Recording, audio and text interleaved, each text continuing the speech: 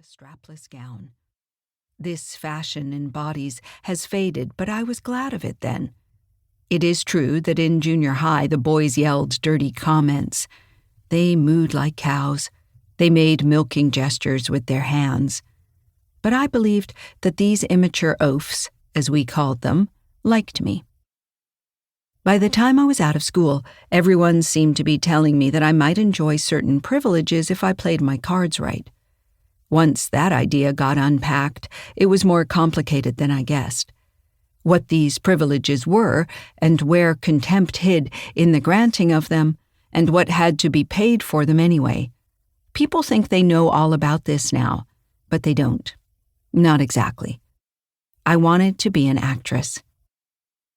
I was too silly and shallow to be any good at acting, but I could keep my composure on stage, which is something. I was given small parts in summer stock, the hooker or the stenographer or the cigarette girl in the nightclub scene. The summer after my first year of college, I worked in the Twin Pines Theater. I slept with the bullying director, a fierce-browed man in his 40s who had sex with a lot of us and didn't give anybody a bigger part for it. Sleeping your way to the top is a bit of a myth, in my experience. I liked acting at that age. You got to dwell on feelings, which were all I dwelt on then anyway, and turn them over, play them out. We had long discussions. Would a child afraid of her father show the fear in public? Would a man who was in love with a woman talk more loudly when she entered the room? Those who'd had real training, I was not one of them, spoke with scorn about actors who indicated, who tried to display a response without actually feeling it. An audience could always tell.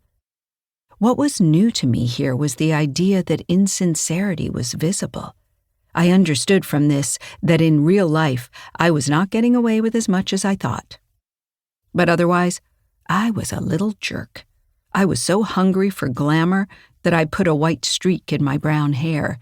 I wore short shorts and wedge heels. I drank banana daiquiris until I threw up. I thought the director was going to find himself attracted to me again, and we might have a legendary romance, although I could hardly talk to him.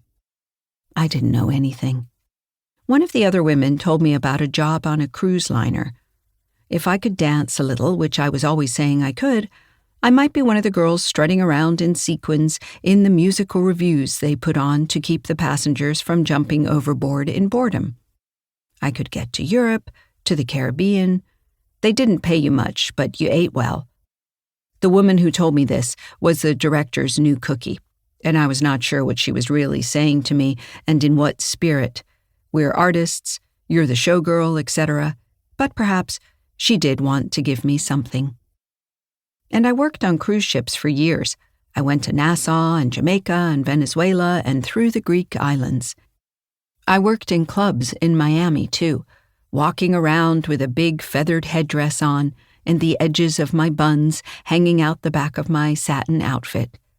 I lived with a bartender who was irresistible when he wasn't a repetitious, unintelligent drunk, and with an older man I never liked.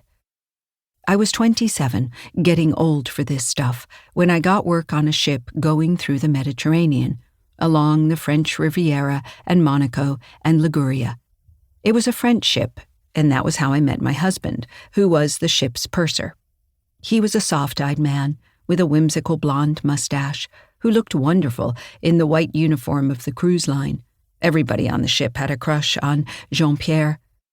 He was really just a boy. He was older than I was by a year, and he had poise and good sense, but he was not very worldly. I seemed to dazzle him, which was certainly nice. And I fell for him, his genial flirting and his down and dirty ardor in bed. There is an hour, on any ship, when twilight turns everything a bright and glowing blue, and the horizon disappears, the sea and the sky are the same. The line between air and water is so apparently incidental that a largeness of vision comes over everyone. The ship floats on the sky until night falls and everything is swallowed in the dark. I have memories of being very happy with Jean-Pierre while standing out on the lower deck in that blueness before the ship's lights came.